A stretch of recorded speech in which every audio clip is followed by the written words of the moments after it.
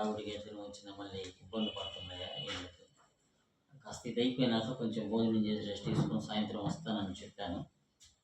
ప్రభుకు స్తోత్రం కలుగునుగాక. ఇక్కడ దైవదాసులు చెప్పినటువంటి ప్రతి మాట వీళ్ళరా దేవునికి మానవునికి ముడిబడి సంబంధ బాంధవ్యము కలిగి ఉన్నది అంటాడు. దేవునికి స్తోత్రం. హల్లెలూయా.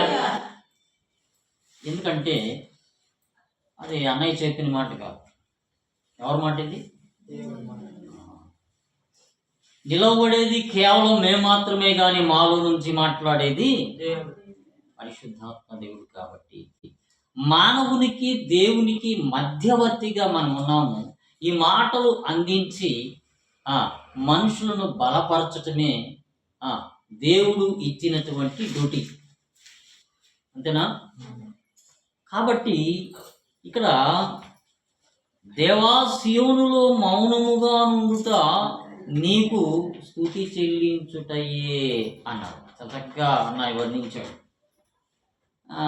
చెప్పినట్టు విధంగా నేను కూడా ఒక్కోసారి మందిరంలో ఒక నైట్ వస్తాను, ఏదో సమస్యలు బాధలు లేకపోతే అప్పులు అనుకోవచ్చు, ఇంకొకటి ఎవడన్నా నేతలు చేయొచ్చు, లేకపోతే ఇంకోటి చేయొచ్చు.